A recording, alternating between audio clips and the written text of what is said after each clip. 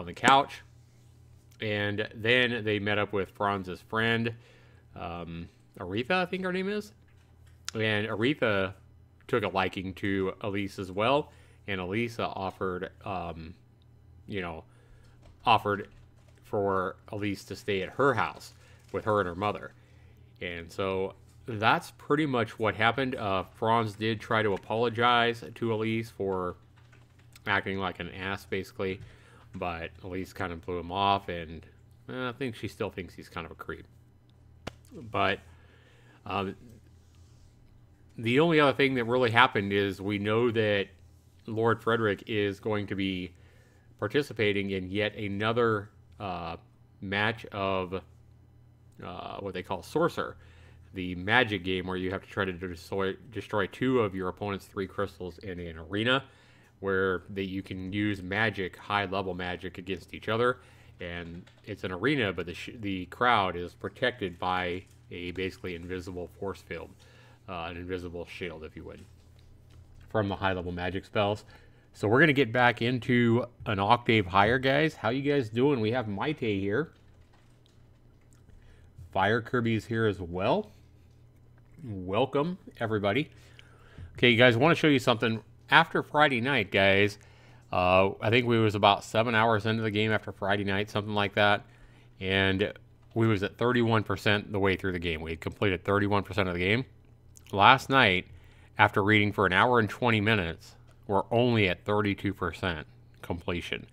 So an hour and a half almost, and we only got 1% more done. So this is a long visual novel, guys. I think we're in over 8 hours now.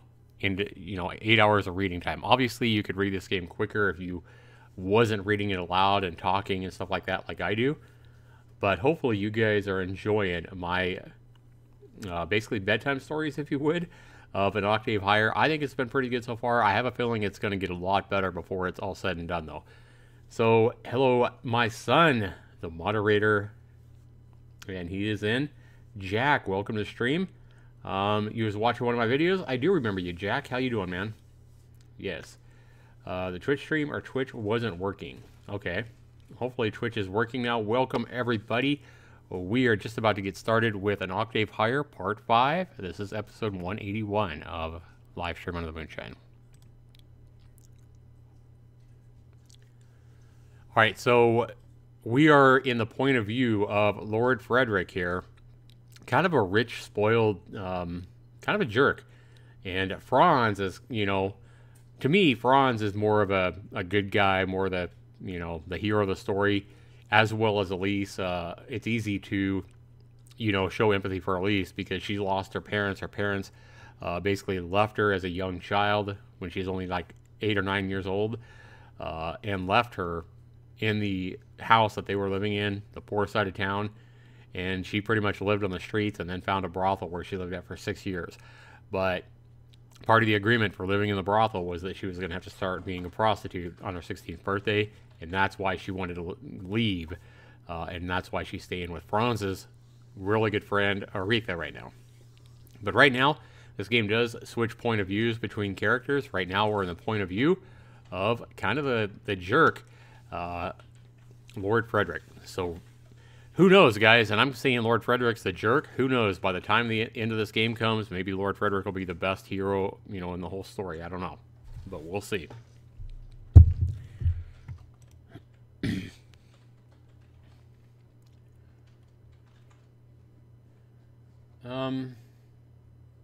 Should say that I'm playing an octave higher, Jack.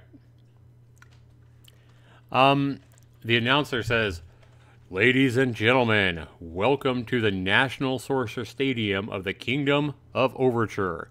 We have some exciting matches this evening, so sit tight and enjoy the show." Now, I wonder who Lord Frederick's going to be competing against this game. I'm already standing at the center of the hexagon. My opponent is in front of me, and the 6 crystal balls are floating above the 6 vertices. All around us, thousands of spectators are already watching. For our first match, we have the most promising sorcerer in the teenage group, Frederick Godwin. Some of you may remember how our young Lord Godwin even defeated Commander Wolf of the Dragoons last Wednesday. Wednesday instead of Wednesday. Taking a glance at the VIP seats, I see Elise, Franz, and Aretha sitting in the front row. I ensure that they receive the best seats in the house. And his opponent, Gustav Nabokov. My opponent is a young man around my age whose name I have never heard before. Probably a rookie player. Following a signal from the referee, the orchestra opens up the match with a moderately fast and elegant pace. It keeps one on edge, but not so much as to send one into a panic. Hey Diane, welcome back. Good to see you. My objective, as with every match, is to destroy 2 of my opponent's 3 crystal balls while protecting my own crystals. If 2 of my 3 crystal balls get destroyed, it will be my loss. Gustav is already gathering his power, courage, so I have to begin preparing my attack as well. He will likely attack with fire, so I should counter with my own fire? Ooh, fight fire with fire, huh?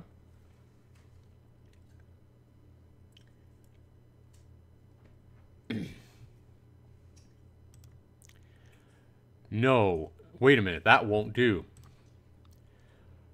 My gifted magical traits are willpower and compassion, but because I don't like using compassion magic, I always use courage. However, Elise is watching this match. She is gifted in courage, so I can't let her see how weak fire is. There is no other choice. I have to win with sheer willpower. Just as I start gathering willpower, Gustav suddenly twists his body and turns his back to me, firing a fireball at one of my crystals on his side of the arena. Summon courage. Rookie mistake number 1. Oh wow, so here he is, firing at one of his crystals. Okay, so these crystals are, I was thinking that the 3 crystals, like they were all on one side, like his crystals would be over here, and Gustav's crystals would all be over here, but instead they alternate. Okay, so he's like really close to this guy's crystal. But he says, rookie mistake number 1. Shooting at a crystal behind your starting position as soon as the match begins is certainly an effective strategy to destroy one of your opponent's crystals. You are closer to that crystal than your opponent is, and since you're standing between it and him, it is very difficult for your opponent to protect that crystal. It's almost guaranteed that you'll successfully break your opponent's crystal. However, no professional sorcerer player uses this strategy. Why? Because it is a surefire way to make sure that you're going to lose the match. Well, going on the offensive too early, I guess, huh? In order to aim and attack the crystal behind you, you have to turn away from your opponent, exposing your back to him, leaving you completely vulnerable. Summon. Summon willpower. A barrage of rocks take form above Gustav's exposed back and rain down mercilessly onto him. Boom! That looks scary. Gustav is like, ah! The rocky downpour topples him over, causing his body to clash against the glittery marble floor with almost as much force as the rock storming his body. I gaze far behind Gustav, who is now lying face down on the cold floor, to see my crystal, which has been reduced to smoky ashes. Heh, that's 1 point for him, but let's see how long he can keep fighting in the state he is now. For a while, I just stand still, enjoying the orchestral piece. For me, battle music is half the fun of Sorcerer. Gustav picks himself up with great effort, huffing and puffing, his face wincing in pain. If I hadn't been so lenient with my attack, I would have won by sheer knockout. Wouldn't that kill someone? AJ says, a good question. Are we getting to the lumberjack and bird dropping casserole part yet? Yeah, never cast courage as your first attack. You'll look like a noob, and you'll most likely get countered by red magic. I think you're pretty much on there, AJ. And Frederick says, huh, let that be a lesson to you. Damn, Gustav says. He powers up his magic again. This time it's intelligence. Fire and water. Interesting combination. A violent stream of water streams out of his right hand, but I swiftly dodge it. But he is not done. While the jet of water is still spurting out of his right hand like airborne river, he is already preparing another one with his left. But I'm not standing still either. I dodge the second water attack just as easily as the first. Another one comes, but I keep moving away from the danger. Wow. I like how the water is shaped like a dragon. You can kind of see the dragon's eye right there. That's what I see anyway. Is this the caster? It almost looks like the guy casting. Looks like his hand up in the air. I don't know. Maybe my imagination is too vivid. Anyway, he's dodging these water attacks. This is just like that one show, Teletubbies. AJ's like, I see water, Zax. You guys don't... Nobody else sees the dragon here? I see a total dragon's head right here. Eyes, the mouth. You guys are crazy. Or you're crazy, AJ. Farther and farther away. Gustav stops attacking me, and when he finally realizes what I've been doing. I am now only 4 or 5 long strides away from one of his crystals, to which I've been slowly getting myself closer and closer. I distracted him by dodging him. Oh, clever, clever. This guy is dodging his water magic attacks, and while he's dodging, he's sneaking closer to his crystals. Ah. Seeing that he is about to have his crystal destroyed, Gustav roars and breaks into a hurried sprint, desperate to save his crystal. Now, the object... I got a question here, guys. The object is to destroy 2 of your opponent's 3 crystals. Why bother casting 3 water spells at him when he already has 1 crystal destroyed? Shouldn't Gustav be focused more on destroying one of the other crystals? I mean, as soon as he gets up, instead of shooting him with the water spells, shouldn't he be focusing on destroying that second crystal? Wouldn't that make him win? I don't know. Interesting strategy. I mean, I think if I already had one of this guy's crystals destroyed, I think I'd be focused on the second crystal rather than shooting water spells at him. For one thing, the crystals can't dodge. You know, he can try to save the crystals, but I don't know. I think he'd have more success knocking out his second crystal than trying to shoot water spells at him. But anyway, now he's desperate to save his crystal because Lord Frederick has moved closer to his crystals. Yeah, he cast Courage first. New move, remember? Yeah, Frederick's like a ninja. Rookie mistake number 2. When you find yourself in a situation where your opponent is nearing one of your crystals while you're still considerably further away from it, a rookie panics and runs after the opponent in an attempt to prevent him from destroying the crystal. However, the arena is wide, and unless you're able to run very fast indeed, it is unlikely that you'll be able to catch your opponent before he gets to your crystal. A better course of action is to run the other way to one of your opponent's crystals, putting you in the same tactical position as your opponent. And that's what I mean. That's what I'm saying. He should be going after... He's already 1 crystal ahead. He should be going for that second winning crystal rather than trying to protect his own crystal. This guy's not very smart, I don't think. Worst case scenario, you and your opponent both lose a crystal. Best case scenario, your opponent stops going after your crystal in order to stop you. In my current situation, if Gustav went after one of my crystals, I would have no choice but to try to stop him because I'm already down 1 crystal, whereas all of his crystals are still intact. Yet he is now frantically running at me as though his pants were on fire. Summon! A solid wall of rock emerges from the floor under his crystal, and I raise my hand upwards. The crystal shatters into a shower of sparkling glassy shards. Okay, 1-to-1 now. Gustav stops running. He bends forward and places his hands on his knees. He is now not only in pain, but also out of stamina from sprinting. Huff, huff. I walk up to him, my pace in harmony with the orchestra, careful to maintain a safe distance from Gustav. Arg! With determined roar, he is back to his fighting stance, steeling his battered body to face me again, despite the fatigue and his pain. Remember the hurt he had from the meteor of rocks or whatever he cast on him.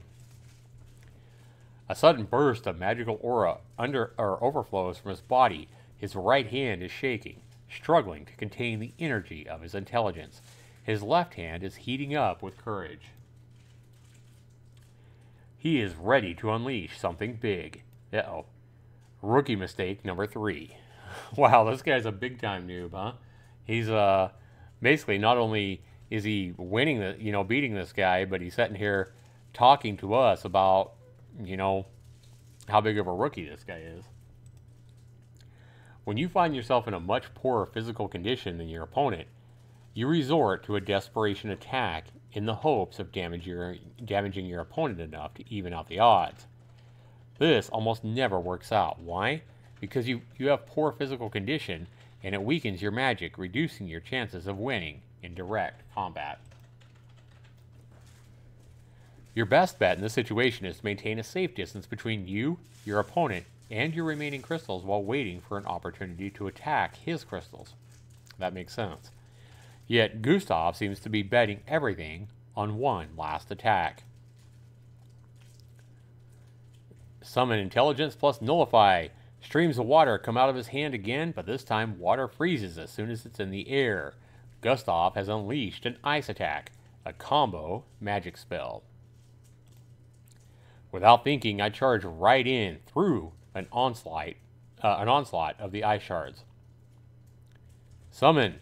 I let raw mana congregate in my hands and summon it, creating a spherical barrier that envelopes my whole body as I continue charging. Oh, wow. So he created a barrier around himself as he just charges through his ice attack. The ice shards hit the barrier and dissolve into icy water that coats the barrier and eats into it. Within seconds, my barrier is blasted away into nothing, but it has absorbed most of the ice magic. What remains of the attack is only enough to give me a chill, and I don't stop running. In no time, I'm face to face with this rookie. Gustav is virtually stunned due to the stress of the ice magic has inflicted on his fatigued body. He registers the danger he's in, but he's too battered, winded, and drained to even stand up straight.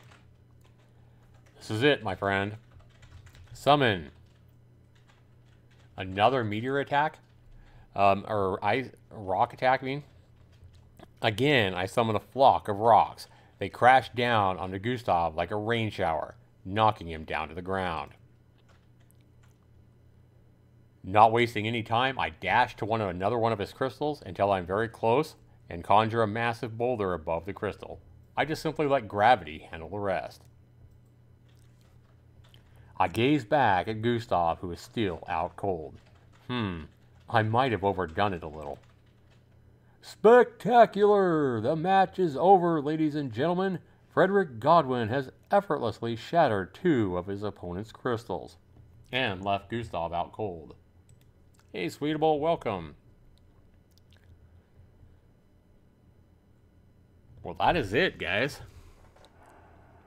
We hear the cheer of the crowd. Oh, you guys aren't hearing any sound at all. Let me fix that. New mistake. Don't have sound on the visual novel you're playing. Sorry about that, guys.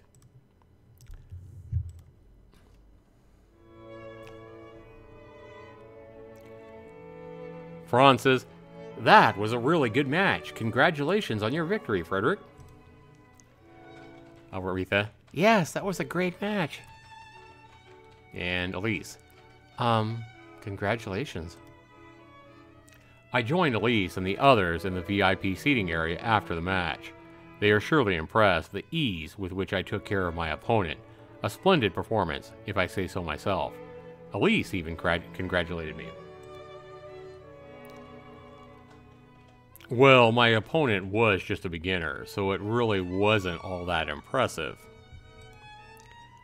Oh, he was a beginner? That must be why you only used willpower magic.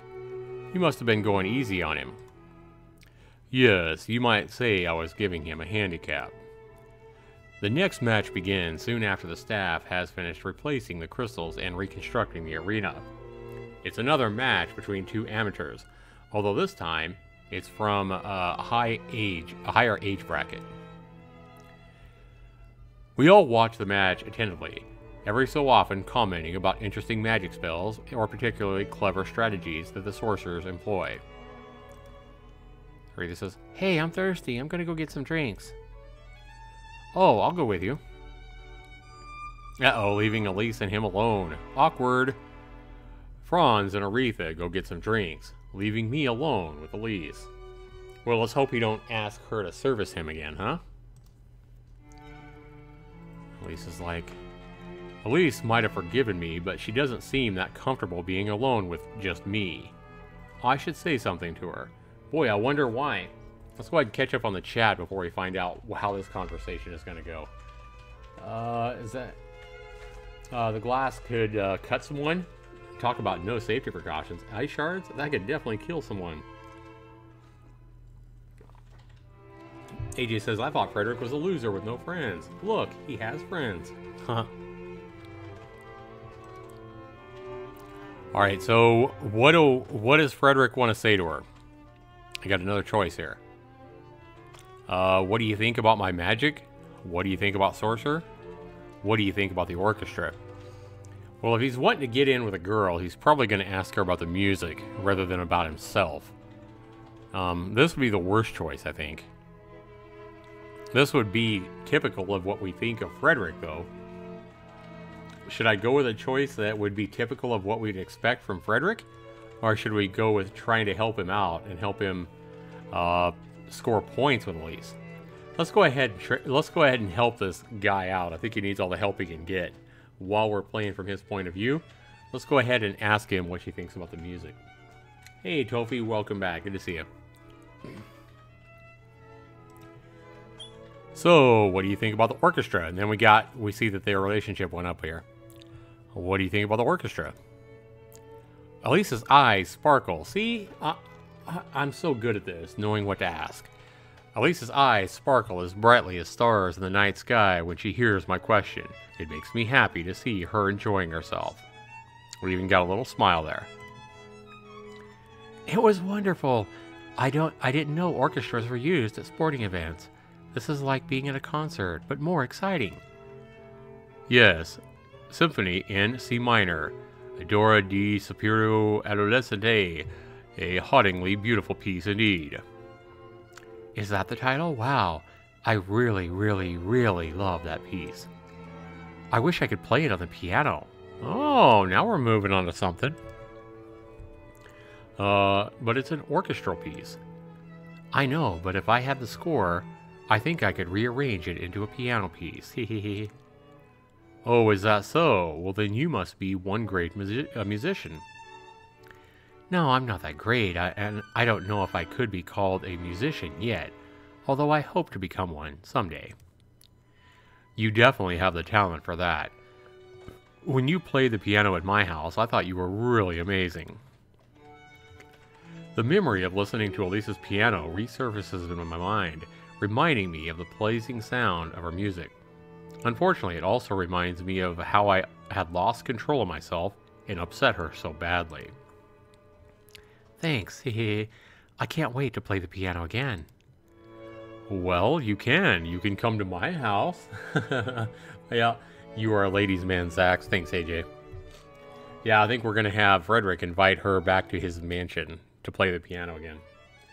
He'll be like, if you come, though, you got to come without Franz.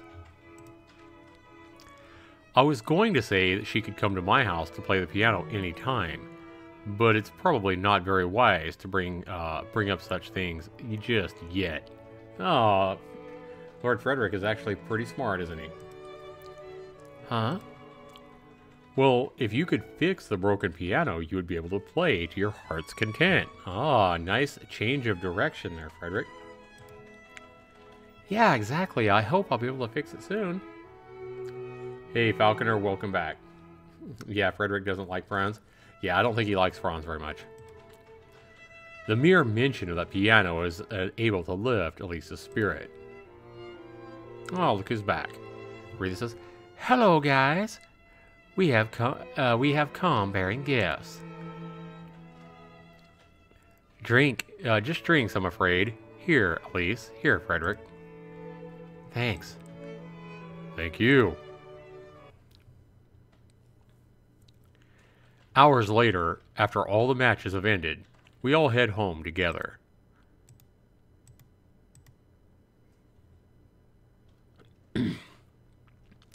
Even after we part ways, I just can't stop thinking about Elise.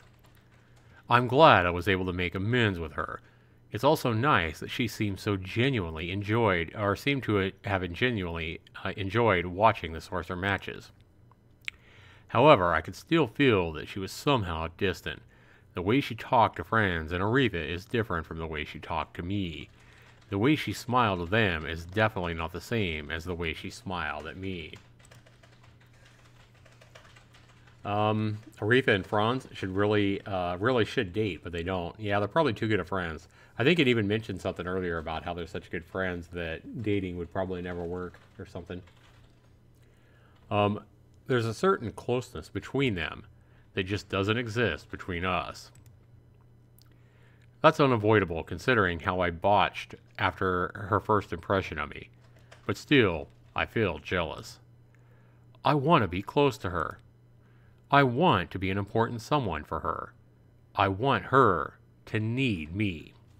Wow. He really likes this girl.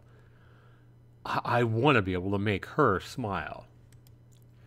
I want to be able to make her happy. Oh, wow. Maybe, like I said earlier, remember how I said at the beginning of this live stream, I said maybe Lord Frederick will turn into a nice guy, because I said right at the beginning, he's coming off like kind of a jerk, kind of a stuck-up rich guy.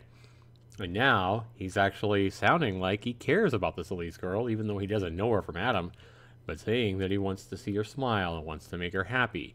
If he just told her that, I think any girl would like to hear that. That would be a much better choice of words to say to any girl than, "Hey, will you fuck me or service me," or whatever he said. Yeah, you don't go up to a girl in a bar that you just meet and say, "Hey, fuck me," or "Hey, service me." Same thing.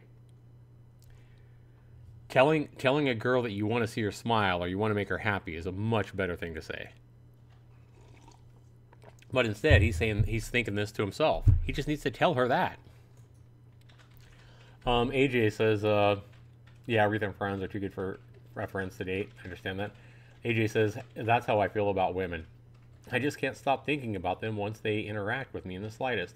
Then I start stalking them, learning the routines and such. Yeah, Frederick was a jerk and a loser. Now he has friends, and he has a crush on Elise. Falconer says, I wonder about Frederick. True, you don't tell a girl you want to have sex, exactly. And you don't, like, demand that they service you either. I sit back in a chair, tilting my head backwards. I gaze through the ceiling, the roof, the sky, and the stars, and whatever lies beyond, right into a void as empty and as dark as my own heart. So empty, yet so full. So dark, yet so bright. No, he didn't offer to pay her, AJ. For Elise is there. She is now forever in my mind. When my consciousness returns to the room, my eyes alight on the piano. The piano, yes, at this instant, it seems to shine brighter even than the magical light that illuminates the room. The piano, with which Elise performed a sonata so mesmerizing that it blinded my spirit and silenced my mind.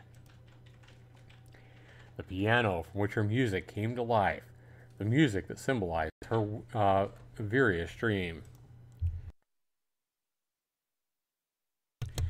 That's right, music is the one thing beyond all others that can give Elise happiness. To one day be a musician is her dream. I wish I could do something to help her achieve that dream. I wish to do something for her. For Elise. She said she loved the piece that accompanied my match, Symphony in C minor, whatever that says. She wanted to rearrange it for the piano so that she could play it herself. Adora di Spirito Adolescente is a fairly well-known piece. I'm sure Father has the score somewhere in the music room. I get up and go into the music room and look for the score. Wow, he is really digging for this girl, ain't he? My father is a fan of string instruments, so in the music room you can find some violins, some violas, a cello, and contrabass. I haven't been in here since I was a child. Without any idea where I'm supposed to be looking, I start with a bookcase next to the contrabass. On the shelves, there are well over 1,000 sheets of music. I imagine how exhausting this is going to be. Frankly, I would give up if I didn't remember that I was doing this for Elise. After going through 20 or 30 sheets, I realize that they are sorted by composer. So I try and find where the music from the composer of Adora di Spirito Adolescente is located in the bookcase. I look and look, but I'm unable to find it. I've gone through the whole bookcase and I still can't find any scores from the right composer, so I move on to the next bookcase. It houses a similar number of sheets. I look and look again, but the scores of composers' music are still nowhere to be found. As I walk to the next bookcase, I glance at my chronometer. It's almost midnight. Normally, I'd have gone to sleep, but now I want to do this for Elise. At last, I find a score with a symphony written by the same composer as Adora di Spirito Adolescente, so the score I'm looking for should be somewhere in here. But unfortunately for me, this composer is quite prolific, and his music occupies a whole shelf in the bookcase. With a sigh, I start from the left, reading the pieces off one by one. I can't give up now because I want to do something, anything, for Elise. At last, I reach the end of the shelf, but I have still not come across the correct piece. It should be here together with the shelves of other musical pieces from the same composer, but it's not. Does my father not have the score for this piece? Wait, that isn't possible. But where is it then? I scan the room. Let's see. My father and the butlers are too meticulous to have sorted these scores that badly. Ah, my father's work desk. On the desk are a few sheets of paper, but none of them are the score. Then, noticing a drawer on the desk, I open it. And there's the score inside the drawer. It's been hiding here all along. Reading Symphony in C minor, Adora di Spirito Adolescente, on a piece of paper that has never been this gratifying. No, one piece of paper has never been this gratifying. Elise is a nice woman. AJ, Elise had a very difficult, would you say Elise had a very difficult childhood that talked about that earlier in the stream. It's sad, really.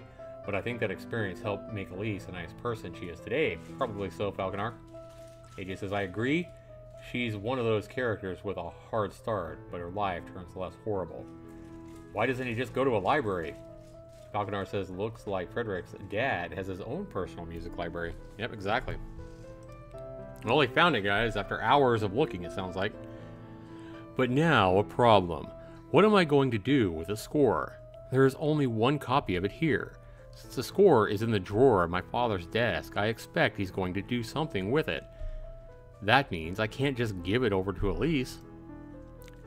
I have no other choice but to copy the score by hand. I take it to my room. I have to quickly make a copy of it because I have to put the score back inside the drawer before my father starts work tomorrow morning. Wow, copying it by hand, huh? That would be hard. The chronometer shows that it's a little after midnight. Sleepiness overcomes me, as it always does on a night after a sorcerer match. With one pen in my hand, the score and empty sheets of paper on my desk, and my listless body wearily perched on a chair, I set out to copy the score, all 24 pages full of obscure musical symbols.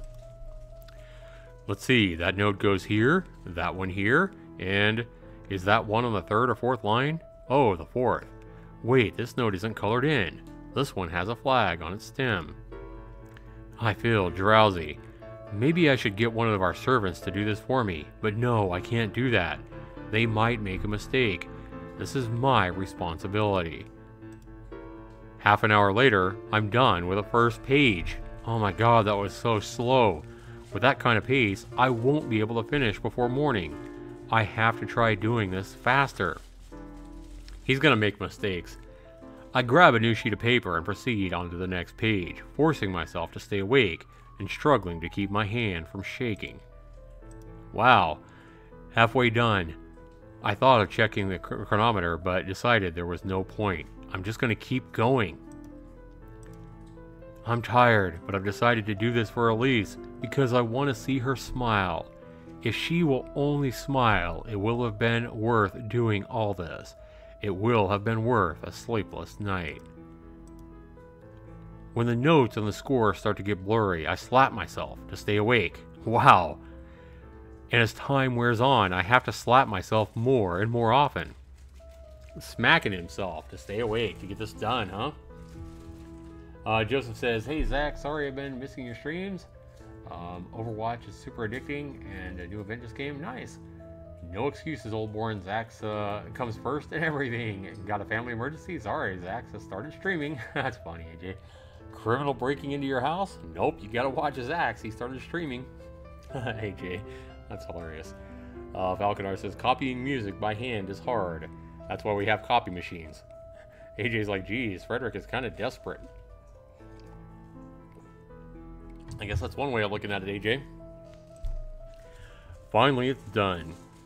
I check the whole thing again to make sure that I haven't made any mistakes, and then I carefully set the copy aside on my desk and quickly return the original score to its drawer in the music room. Back in my room, I collapse onto my bed, drowned in exhaustion, but satisfied that I was able to make this gift of music that Elise wanted. With this, I can help Elise achieve her dream. In the very least, she'll be happy because she can play the music she loves on the piano.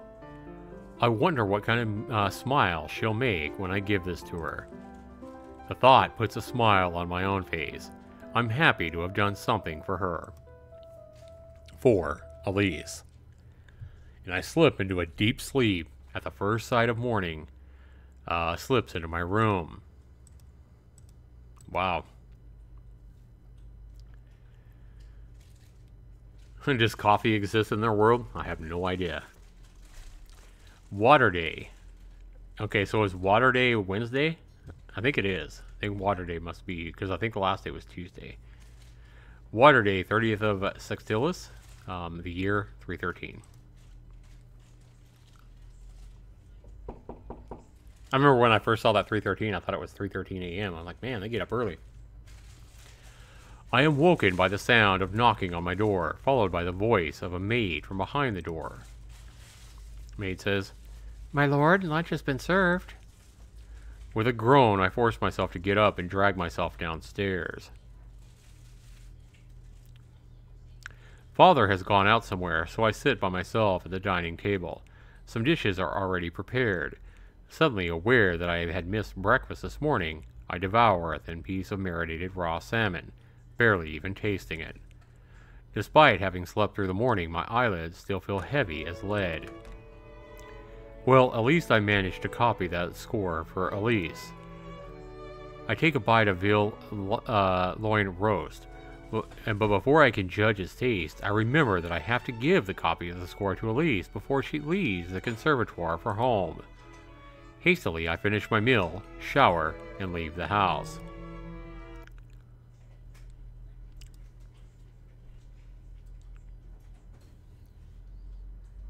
Hi, Falconer. I'm not into Overwatch. I like Zaxter99 streams. Oh, that's nice of you, Falconer. I'm glad you're enjoying them, man.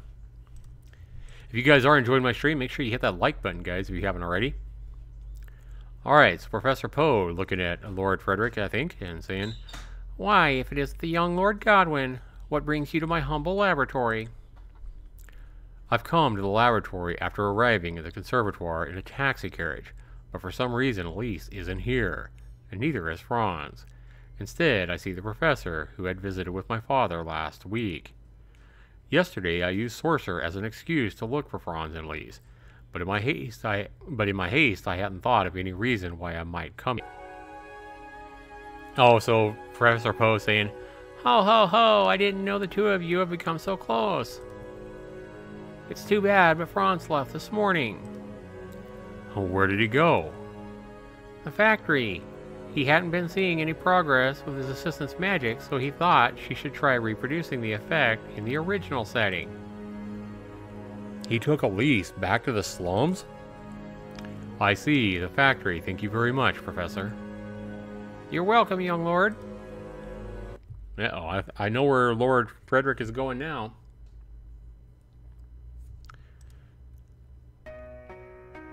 Magical-mechanical. At first, the taxi carriage driver refused to take me all the way to the factory, but he's finally convinced when I offer to double his fare. It must be nice to be able to throw money around like that and get whatever you want, huh? Now, where's Elise? Franz had mentioned that he had seen Elise try to fix the piano in some yard behind the factory, so they must be in the same yard right now. Now, where might that be? I scan my surroundings, but there isn't any place that resembles a yard. Instead, I see a worker near the factory entrance, so I call out to her. Now, I remember as well that Franz had said there's more than one magical mechanical factory. I scan my surroundings, but there isn't any place... Okay, wait a minute. Hang on, guys. My computer's kind of wigging out here a second. Give me a second. Okay, so he calls out to a lady at the factory because he can't find what resembles might be a yard.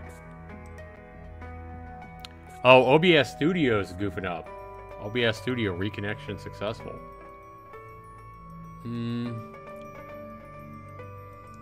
Zaxter99 is back. He didn't go RIP yet. Yeah, it looks like OBS was goofing up, guys. Sorry. So if you guys missed anything... Professor Poe had told Frederick that Franz had taken Elise to the factory, to the piano, to try to reproduce the music or the magic she had done in the original place that he had seen it. So that's where they're at. So Frederick goes down to the magical mechanical factory on the poor side of town, but he can't find the courtyard where the piano might be because he's never been there. So Frederick's like, "Hey, you!" He's talking to a lady that he sees. He can't find the courtyard. Oh, this is that same worker that Elise knows. What's her name? Judy or whatever. Worker says, "Are you talking to me?" "Yes, I'm looking for a yard." "A yard? Which one?" "I don't know. I was told there was a backyard to this factory, one with a piano in it." "Oh, the piano. Yeah, sure. Just follow that path right there and you'll find it." Her direction leads me to a narrow, grassy path sandwiched between the concrete fence surrounding the factory complex and the outer wall of a factory building. After walking several hundred feet, an open area is visible at the end of the path. As I draw closer to the opening, I can feel a concentration of compassion magic emanating from it.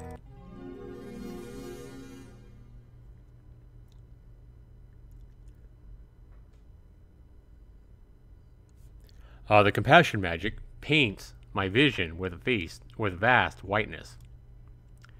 And then I hear it. A piano sound. Oh wow. She used compassion magic to fix the piano? The broken piano? This would be a miracle, guys, according to them. Do you be able to use magic to repair an inanimate object without life? They said if she could ever do that, she would be rich. As soon as my vision returns a half a second later, I rush to where the sound comes from. Frederick? Huh? Frederick, what are you doing here? Elise is facing the piano, her downturned hand suspended a few inches above the keyboard, and Franz is standing next to her. They blink at my unannounced presence. The piano, was it fixed? Ha ha ha ha. Not at all. Elise presses some keys, but no sounds come out. Oh, it's not fixed. But your magic certainly feels different here than in the lab. If we could get enough data for analysis, we might be able to figure out a way to make it work. Well, then let's continue, Franz. Sure. The piano is still broken, so why did I hear a piano sound? Wait, did I really hear it? No, there couldn't have been a sound. It was just my imagination. I thought I had heard something, but now I know I didn't really hear anything. What a very strange feeling. But remember, we remember Franz the first time he witnessed, he came upon Elise walking, and he had seen her in the yard playing the piano. He thought he had heard it as well, but then they found out that he didn't really hear it. But anyway, I'm not here to think about the piano. Elise? Yes? Here. I hand the copy of the score over to Elise. Huh? What's this? It's the score of Adora di Spirito Adolescente. Oh, yesterday's sorcerer music, right? She flips through the pages with a blank look on her face. Yes, didn't you say you wanted to play it on the piano? Yeah, I think playing the piece on the piano would be fun. Is this for me?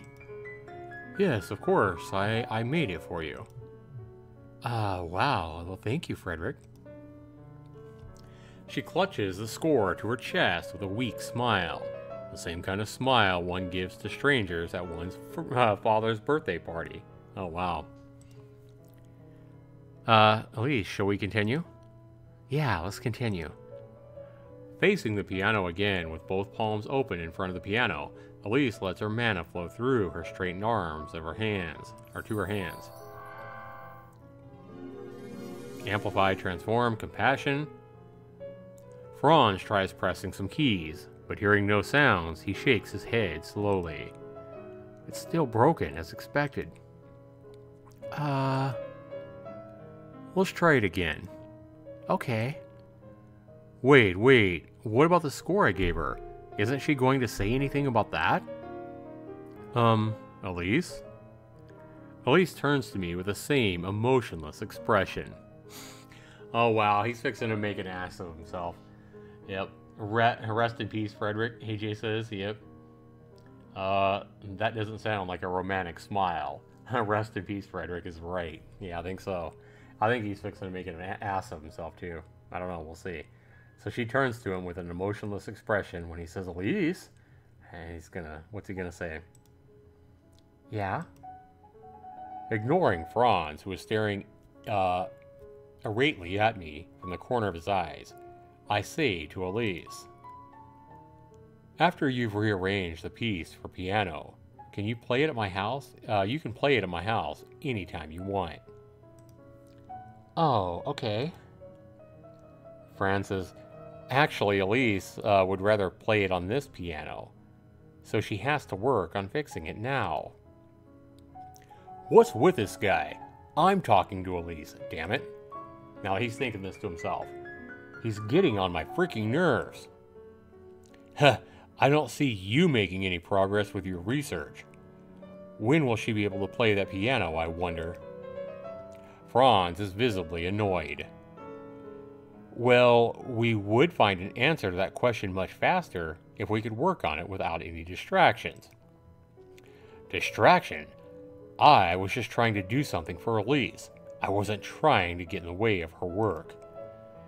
But it is true she isn't too happy with me being here. I thought she'd be overjoyed after receiving the score, but she isn't. I feel like a fool. Why did I even come out here?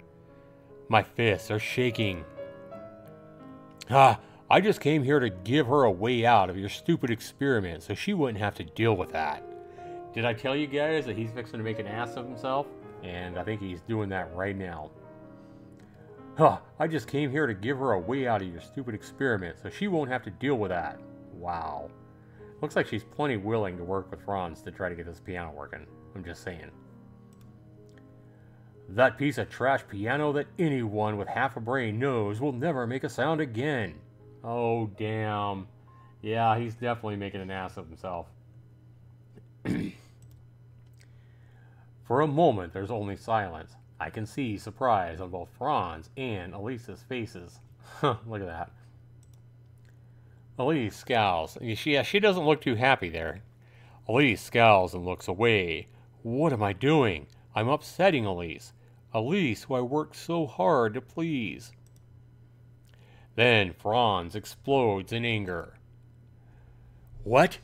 Didn't you convince Lord Godwin to fund my research because you wanted to support it? Right. I am supposed to act as if I wanted to support his research, but he is really making my blood boil. I can't even talk to Elise without him interrupting everything. For the sake of drama, guys, I think in this situation, I think Franz would be pissed. I don't think he's mature enough. I think he's shown that to apologize to Franz. I think he's going to continue to make an ass of himself. And to add to the drama, we're going to have him not apologize to Franz. We've already helped this guy out once with a choice when I chose for him to ask Elise about, did you like the orchestra, over saying, did you like my, did you think I was an amazing game player for Sorcerer or whatever. I already helped him out once. Not this time, Franz. Keep making Frederick be a meanie head. Yeah, that's what I'm thinking about doing. Captain is like biggest ass in town. Don't apologize to Franz. That's what he's going to do. Oh, whatever. To hell with this peasant and his stupid research project. Support your research? Why the hell would I? Who gives a damn about this project? A compassion magic machine? Ha! The very idea is laughable. And Franz is like, you? Besides, what are you even doing? From what I've seen, Elise has been doing all the work. Tell me, if she is somehow able to get the music, if she is somehow able to get the piano working again, why should the conservatoire graduate you instead of her? Oh, damn.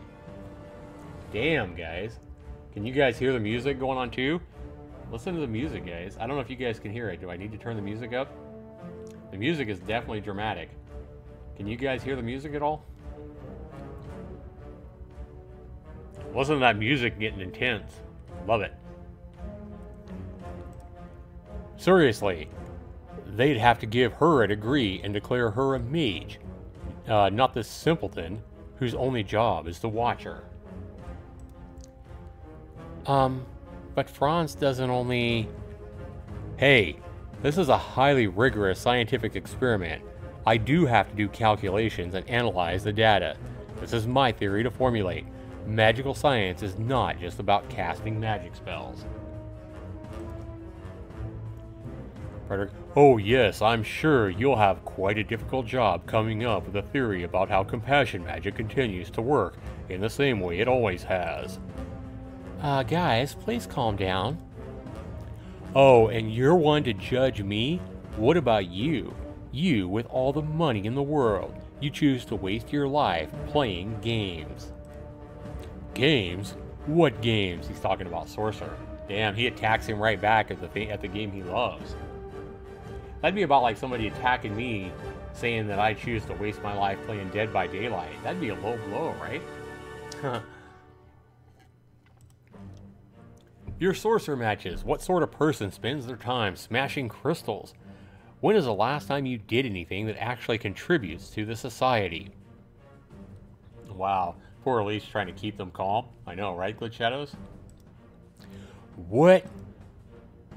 The only reason people put up with you is because you're the son of Lord Godwin.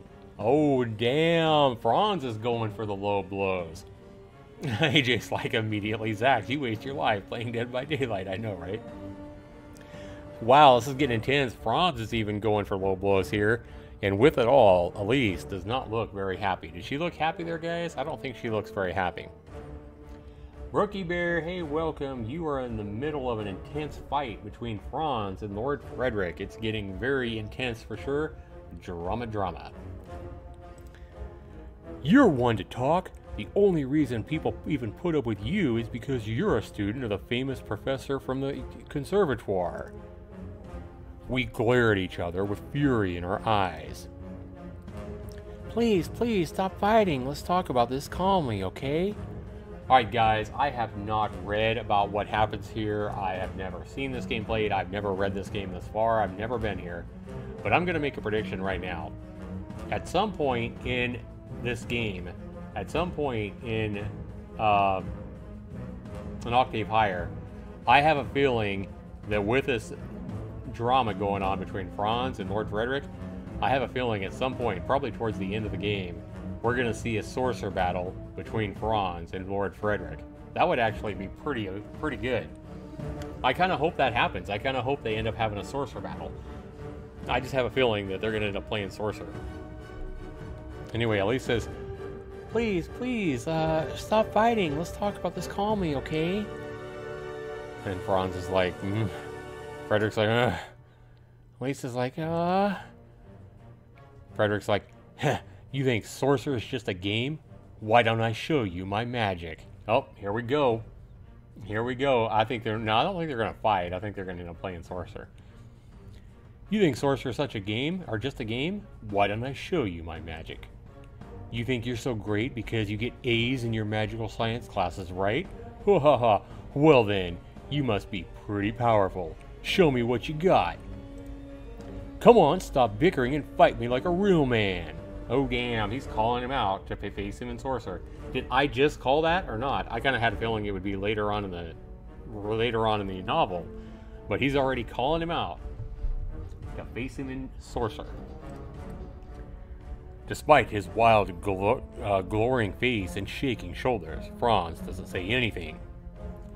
What are you, scared? Ha! When push comes to shove, you don't have the balls to do a thing. You're all talk. You academics are all the same. Hey, stop! Stop this! Stop! Frederick's. They pause. The music stops. No, you just called it right. You just called that. Called that right? What did I walk into, Brookie Bear? Even Brookie Bear's like, oh Lord, what did I walk into? Elise says, Why do you have to fight over this? I don't know anything about magical science or anything about research. I don't know anything about sorcerer either. But what's wrong with wanting to do what we enjoy? Wow, leave it to the woman. Leave it to the woman to stop the 2-year-old freaking fighting bullshit and say what's really up.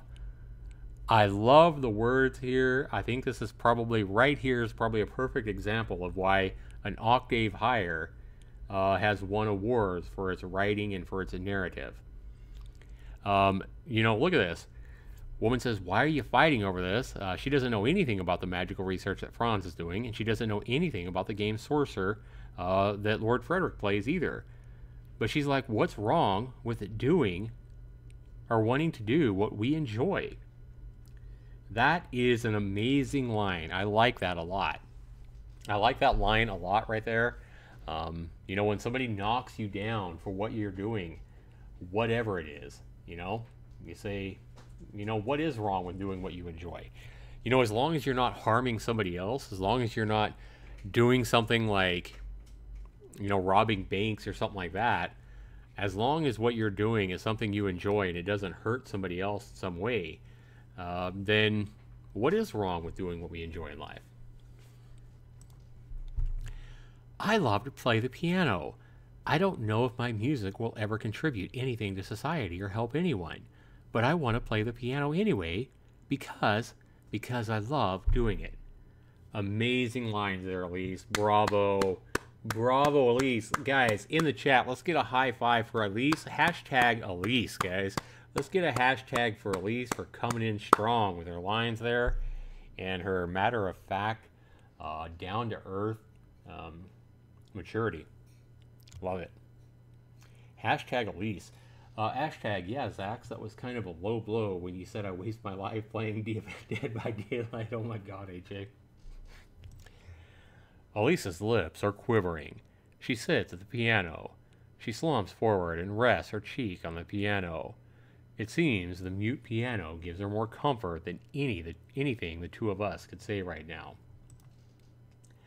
Without saying anything, I turn and walk back along the narrow path. Outside the factory, the sun is already setting. Some workers are leaving the factory as others go in, ready to work the night shift, although no excitement shows on their faces.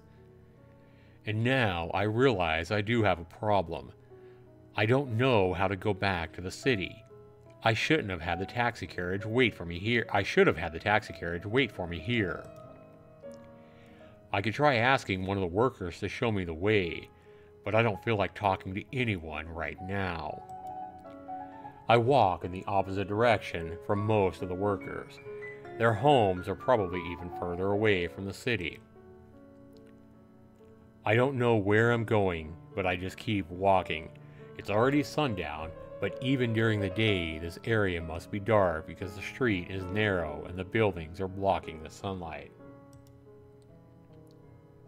Alright, good night, Glitch Shadows. Have a good night. Thanks for being here, man. Thanks for hanging out. My steps are heavy. The combination of lack of sleep, being frustrated, and disappointment has drained me. Elise.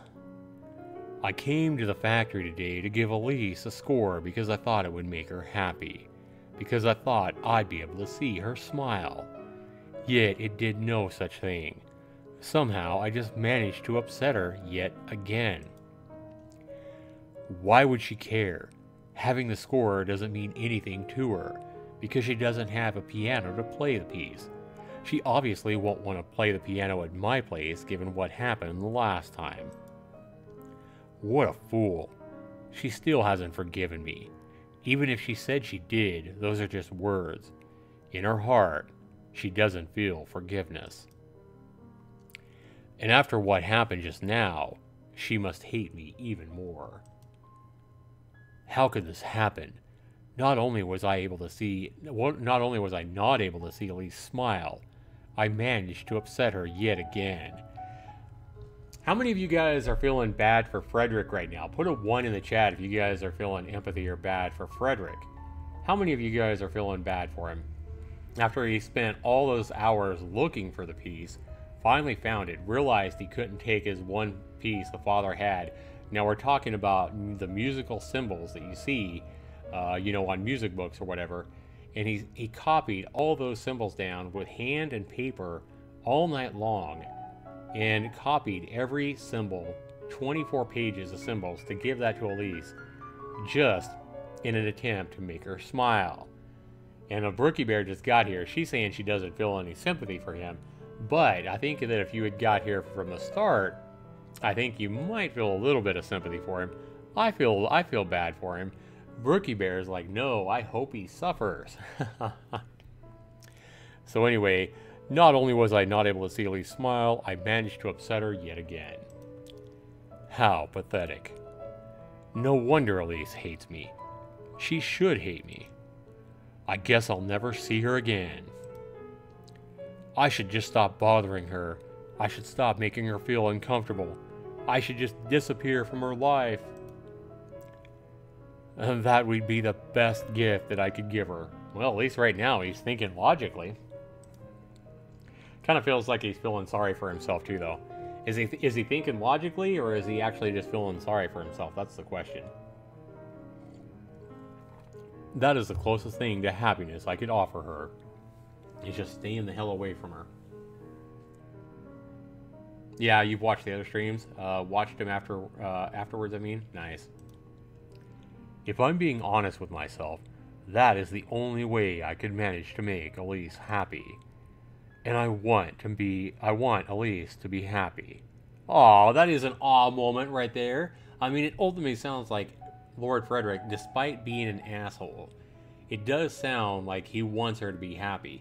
It sounds like he truly wants to see her smile, and that he wants her to be happy despite himself. He just can't help himself because he's young and foolish or whatever. Because he's got a penis between his legs and he's horny. He's a horny bastard. But it does sound like he wants her to be happy. So for that part of what he's saying, I think that's where my empathy for him comes in. Angel says, I've been here long enough to not feel any sympathy, probably because I'm more focused on how Zach sounds like Christopher Walken when he reads that aloud. Yeah, I am trying to change my voice a little bit based on the characters. I know I'm probably not that great at it, but I am trying to change my voice a little bit to try to give it a little bit of a different effect on how I voice everybody. I would just want Elise to be happy. That, what was it that made me think I could do anything for Elise anyway? Huh, what a silly thought. All the money in the world, the best education money can buy, and it takes me this damn long to see something so obvious.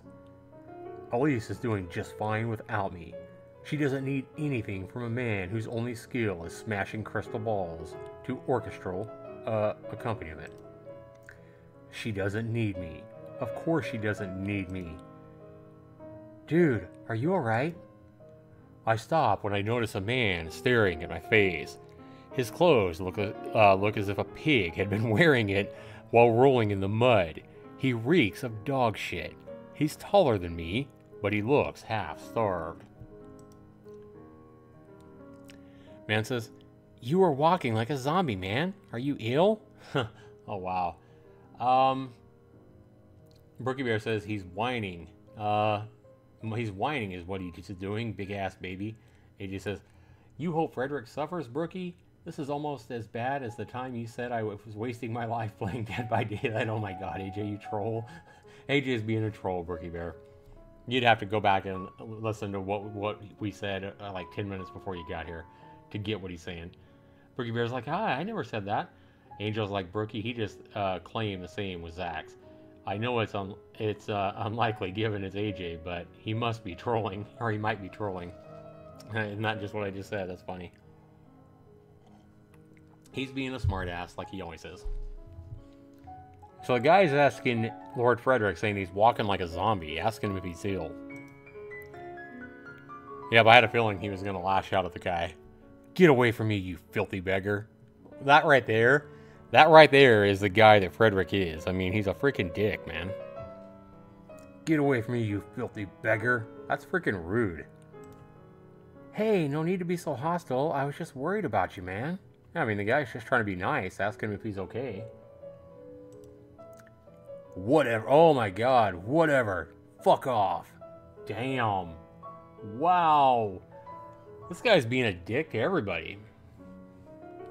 This guy's showing his true nature, his true self right now. Hey Ryan, what's up, dude? Boss pissed you off, Ryan? Oh wow, we got more than one angry person. Got somebody in real life angry. Sorry about that, Ryan.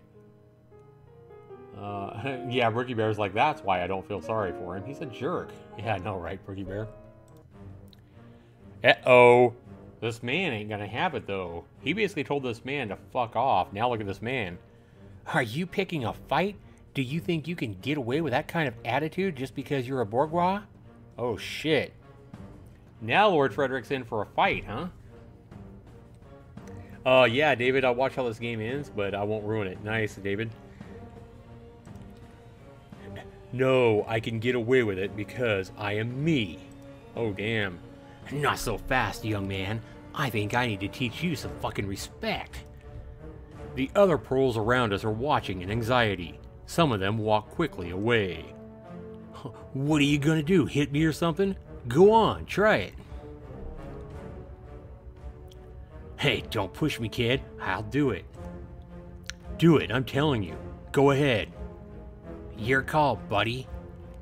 The man pulls his fist back and swings it at my head. However, before it gets close, I unleash the mana I have silently amassed in my hands. Oh, wow. Now this guy's coming up. And this Lord Frederick has a prejudice against anybody poor. And the guy's just asking him if he's okay, because obviously he's disturbed. He's upset about how he made an ass in front of himself, in front of Elise, who he wanted to make smile. The guy comes up, asks him if he's okay. He basically gets rude in his face, tells him to fuck off, and now he's fixing to obliterate him with freaking magic. So you know this prole that asked him if he's okay doesn't have magic. So this isn't even a fair fight. Not even a fair fight. Lord Frederick's fixing to obliterate him. Watch it. In fact, I wouldn't doubt if Lord Frederick kills him because he's so angry. Wouldn't doubt it right now at all. Wouldn't doubt him if he freaking kills him because he's so mad. Amplify willpower. In his unbalanced position, the man is quickly pulled down by an amplified gravity force, hitting the dirt hard. Arg! Ouch! The man grunts while lying on his stomach. Even after the gravity is back to normal, he's still down on the ground. What was he thinking, trying to fight without magic? I step over his body and just continue walking. All the other proles move away from me. Some of them go inside their houses. But there are two familiar men who keep standing without moving an inch, even as I draw near them. Oh, these two guys. Liberton 1. It's you again. This time you're really looking for trouble. Get lost. I'm not in the mood. And neither am I. The Libertan then speaks to his friend. Remember, Lord Frederick pissed these guys off early in the visual novel. He came down when he first saw the whorehouse, basically. He came across these guys and he ticked them off, and they ended up having to leave for some reason. This guy talked him out of fighting him back then. He's like, no, he's not worth it, basically. Anyway, the Libertan then speaks to his friend. Hey, let's do something about this ignorant little prick. Yeah, let's. Uh-oh. This time the second guy is willing to fight. Willing to fuck him up. The other Libertan backs away, the first one bringing his hand forward. Something big and round is materializing in front of his open palm. Uh-oh, this guy's summoning magic. Holy shit. A boulder bigger than his upper body appears in the air, and then, transform Faith, he controls the air around the boulder to make it fly fast towards me. Wow. David says, you're the man. Zach's a Dead by Daylight killer. Oh, thanks, David. Thanks. We did hashtag David in the chat. Looks like people are already doing that. Arrogant, not ignorant. Oh, sorry about that if I read it wrong. All right. Come on, game. Work. Yeah, thanks for the donation, David. I appreciate it, man. The super chat. But this kind of attack is nothing for an experienced sorcerer like me. Summon willpower. I raise my left arm, summon, and a thick wall shoots up from the ground, shielding me from my opponent's incoming ball of rock. The two masses of rock collide. What? Is my computer effing up again? What? What's going on? Oh, there we go. Yep. The two masses of rock collide with each other. So this Libertan casts a spell to hurl a big boulder at him. He brings up a rock wall, and they collide with each other. The impact scatters shards of rock across the street. Can you imagine this? If this was like a movie, this would be like an amazing special effects scene, for sure. Before they fall to the ground, my right hand is already straightened out towards my opponent, scorching and burning with courage. Summon. Courage. From my hand, a fire bursts forth, its flickering flames connecting my hand to the Libertan's body. Ah! The fire completely consumes the man, obscuring his features. Holy shit, he caught this guy on fire. Oh, damn. Your stream keeps going in and out. He'll be back in a second. No!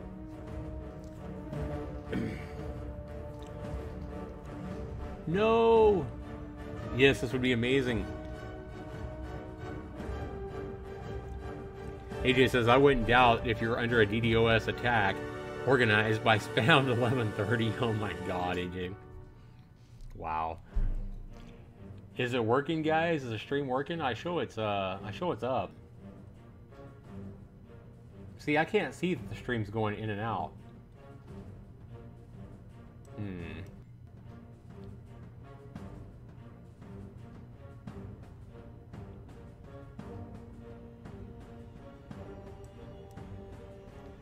But I can't do anything either. Hang on.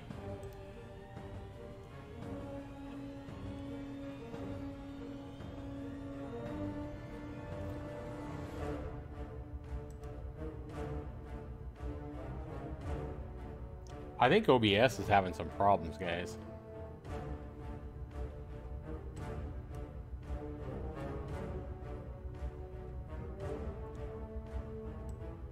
Or it's my computer. Something's going on.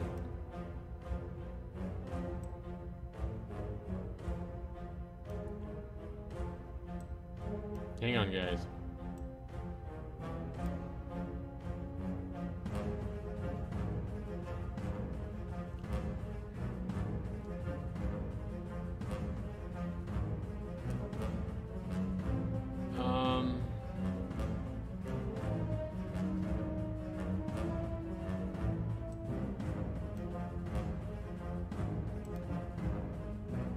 Okay, I think we're back. Anyway, Brian says, good night, guys. Good night, everybody. Alright, the stream was only down for like 10 to 15 seconds. Okay, thanks, Angel. Yeah, I don't know how long I've been down. Sorry, guys. My computer is kind of wigging out right now. Alright, guys, we're going to try to find a stopping point here. But we want to definitely find out what happens to this guy. So anyway, what happened, guys? If you guys missed it, the Libertan basically cast a big boulder with magic and hurled it at Lord Frederick in the street. And then Lord Frederick basically cast a magic spell to cause the wall of rock to come up and shatter. And basically it smashed into the boulder. And rocks flew everywhere across the street, all over the place. And then it said how Lord Frederick basically already had mana collecting in his right hand, and he cast fire basically straight at the guy, straight at the Libertan, and consumed the guy in fire. So he basically caught the guy on fire. Alright.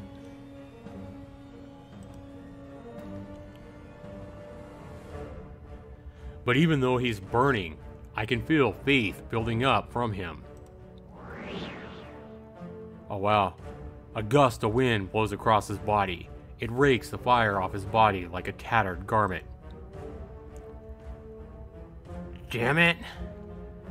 Still panting, the Libertad member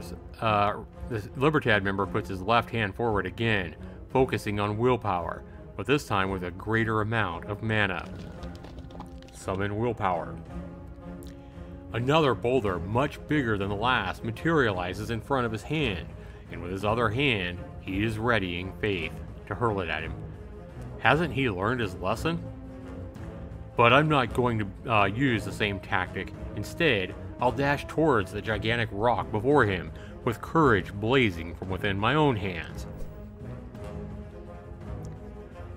When I'm perhaps a body length from him, I open my two arms as wide as the boulder. Summon. And then I widen my arms even more, stretching my hands apart as far as they'll go. Amplify! The big rock explodes right in front of the Libertan, sending him flying backwards through the air. The explosion isn't deadly, but unless his partner can cast Revive, that man is down for the count. Even though I directed the explosion away from me, I too took a little of the impact from the sheer force of the burst of energy.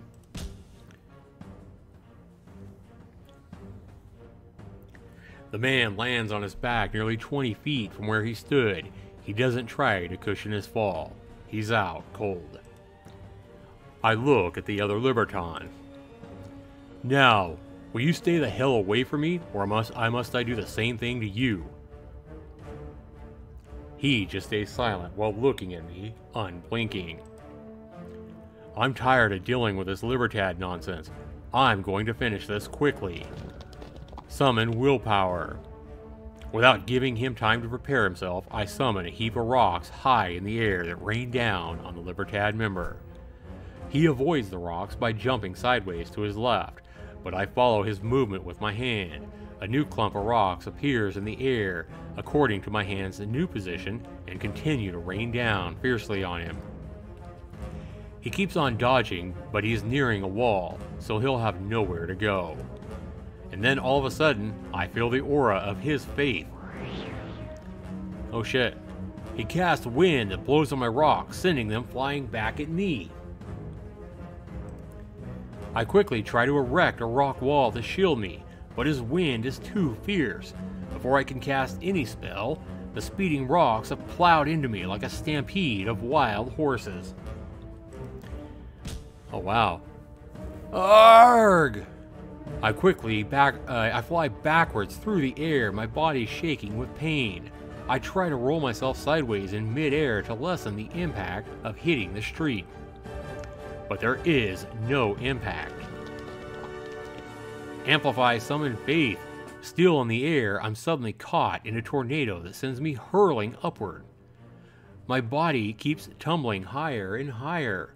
I'm being jerked around violently, and I can't tell which way I'm pointed. But when I slow down before reaching peak altitude, I feel scorching heat from below.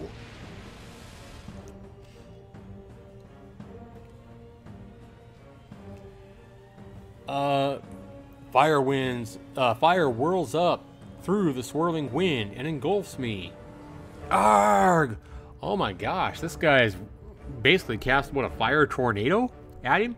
So he used his own rocks, cast a wind spell, which sent the rocks hurling at Frederick, and then while Frederick was worried about landing on his back from the force of that, the Libertad, number 2, cast basically a tornado to pick him up off the ground, and now he's casting fire into the tornado, basically making a scorching hot tornado on Frederick. Boy, this Libertad is kicking his ass right now. I think it's so funny. Angel says, "Oh, I would have at least thought I was worse. I guess I have to try harder then." What the fuck was that sound? Wow, Frederick is getting defeated. I can feel myself starting to cook. I concentrate a barrier around my body to minimize the damage, but it won't last long in a fire this powerful. Thankfully, the fire is soon extinguished because a gale hammers me from straight above. I plummet to the ground like a meteorite, my body leaving a smoke trail from the extinguished fire. This is cheating. This is illegal. You're not allowed to attack your opponent if he hasn't even recovered from your previous attack to a ready stance. This guy doesn't even know how to fight. Sounds like he does know how to fight. There's no rules in a street fight. This isn't Sorcerer. The last thing I remember before everything goes black is the street coming up to catch me fast. Ouch. The thud. Oh, wow. And we don't know what happened to Frederick. All we know is he got lit up by a fiery tornado by this Libertad number 2, and then fell to the ground face first, or not, I don't know about face first, but landed, he was plummeting fast towards the ground and hit the ground hard. Zax is such a Fabio. Wendy, 31, Sextilis, year 313. Alright guys, it looks like we are going to be finding out what happened to Lord Frederick in that street brawl with Libertads tomorrow. I have read this about an hour and a half. I want to try to keep these episodes about an hour to an hour and a half in length. I don't want to be reading, you know, I don't want to make them shorter than an hour, but I also don't want to be reading 2.5 hours either. So we're going to go ahead and save this at that spot, not knowing yet what happened to Lord Frederick when he hit the ground hard. It looks like he just got his ass whipped is what it looks like. It does show our relationship status between everybody. Obviously, Lord Frederick and Franz have no relationship at all. I can't imagine why they would. We have Lord Frederick and Elise with a 2. Wow. And even Franz and Elise only have a 1. And Franz and Aretha only have a 1. But we have 2 points here between... That's hard to believe, considering Elise's attitude towards Franz, that they would have the highest number there. But that is Lord Frederick and Elise. 2 points. Wow, that's kind of a surprising score. I don't think Elise feels like she likes him better than anybody else.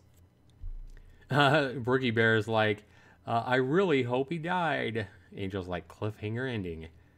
Zax is like, well, Zax always does that so we can make sure we come back. Exactly. All right, guys, we're going to go ahead and save this. We're going to go ahead and check as well and see where save. Okay. Let's go ahead and go back to the title. Let's see, we were at 32% before I actually read tonight.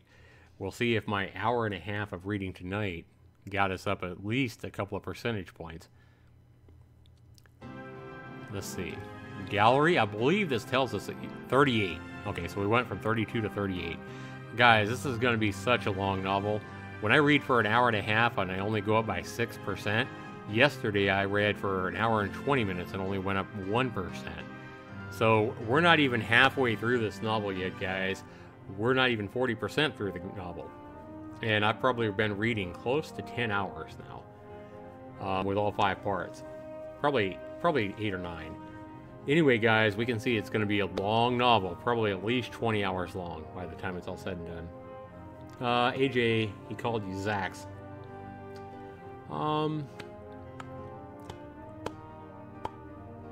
It's like he has us all in chains. Yeah.